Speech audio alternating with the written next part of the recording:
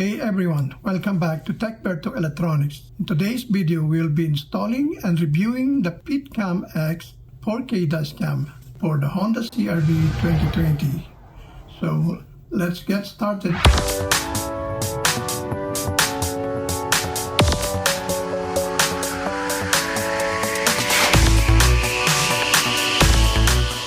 Alright, let's see what's in the box. First, we got the user manual. Then of course, the OEM-style FitcamX 4K dashcam. It also comes with a flexible cell phone holder, which is pretty handy. Next, there is a rear camera and comes with a long cable for routing to the back. You also get some cable clips to help keep everything neat and tidy.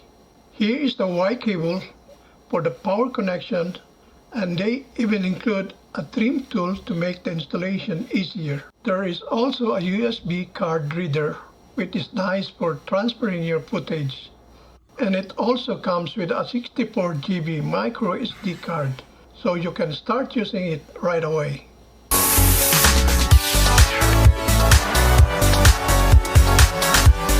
The dashcam powers on automatically when you start the car. And during recording, a short press to this button will pause or resume the recording. While the dashcam is recording, quickly press the camera button to lock and protect the current video clip. The dashcam also has a built-in microphone that can record audio, and you can enable this feature in the app settings.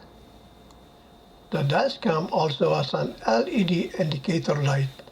A flashing blue light indicates the camera is recording, while a solid blue light means recording is paused. A flashing red light indicates the Wi-Fi is connected to your phone, and a solid red light means it's not connected. There is also a reset button. Just press it to start the dashcam, and that's it.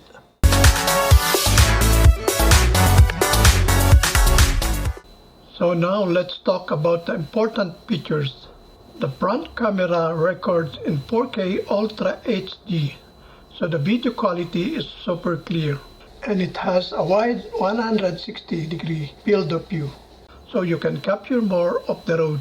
The rear camera records in 1080p, which is still good, and it has a 140-degree view to cover what's happening behind you.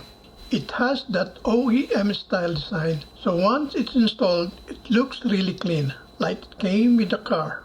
You also get Wi-Fi with a mobile app, so you can easily view and download your footage right on your phone. It also supports loop recording, so it just keeps recording without you having to worry about storage. There is a built-in G sensor that automatically saves footage if it detects an impact.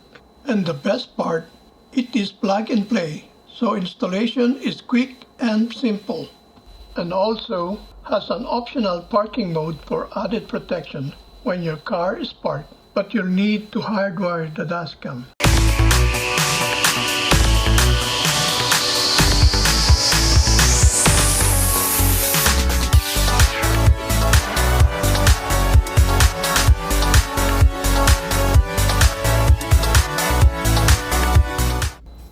Alright, let's install the dashcam. First, take off the small rear view mirror cover using the trim tool provided.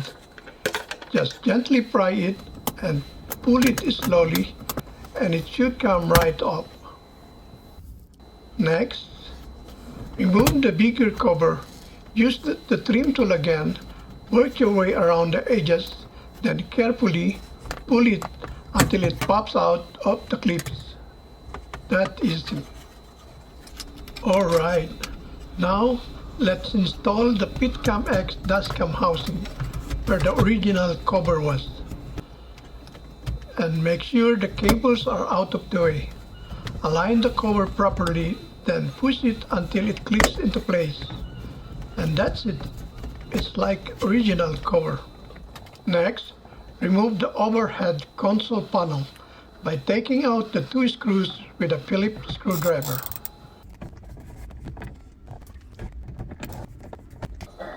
Once the screws are out, gently pull down the overhead console to remove it. Then find the connector where the Y cable will go. To remove the wire connector, just press the tab, then gently unplug it. Next, let's plug in the FitcamX Y cable. One end goes into the car's wire connector, and the other end connects to the overhead console. Align the connectors, then push gently until it locks. Now, run the Dashcam cables up into the overhead console, and then plug the Dashcam's power connectors into the Y cable. The other connector attaches to the extension cable for the rear camera. Now go ahead and connect the rear camera cable to the extension cable. Once that's done, put the overhead console back in place and secure it with the screws. And don't forget to snap this small plastic cover back on. And for the rear camera, just run the long cable from the front to the back along the headliner. Use the trim tool provided to tuck it in as you go, and keep doing that until you reach the back.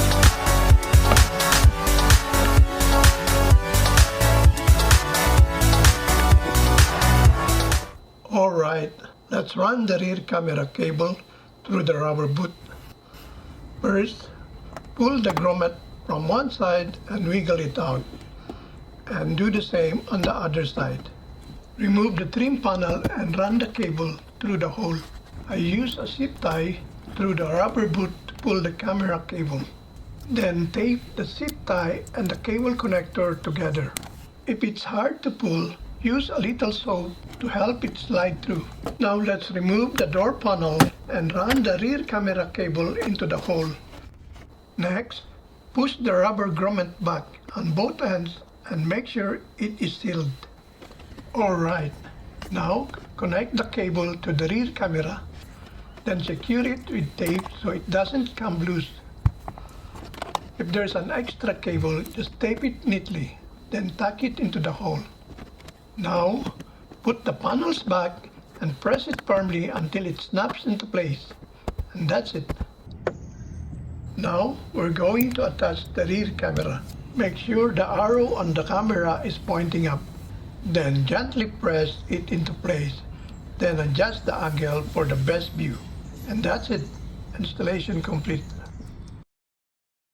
First, download the FitcamX app on your phone.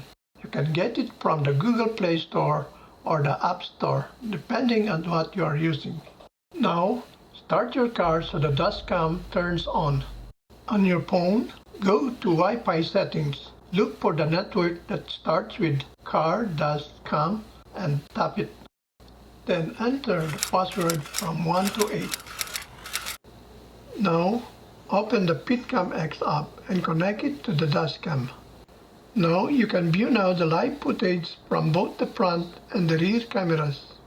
You can also turn the microphone on or off. Take pictures directly from the cameras. You can also view the front and rear cameras recordings and download straight to your phone without removing the micro SD card. For my settings, sound recording is on. I selected 4K video resolution and set the loop recording to 3 minutes. I also enable the timestamp and set the driving collision sensing to medium. Parking monitoring collision detection is turned off for now since it requires hard wiring to work. And that's pretty much it. Alright, now let's take a look at some driving footage captured by the FitcamX dashcam, including both daylight and nighttime video quality. As you can see, the plate numbers are clearly visible during daytime driving. The front camera quality looks crystal clear, and the rear camera quality is also really good.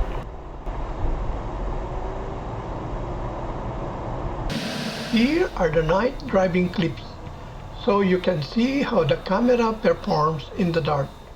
The front camera stays clear even with street lights and headlights. And the rear camera looks good too, and you can easily see what is happening behind the car.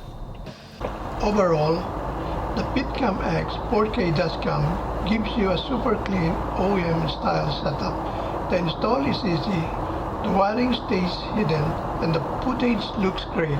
If you want a dashcam that blends in just words, this one is a solid pick. Check the link in the description if you're interested.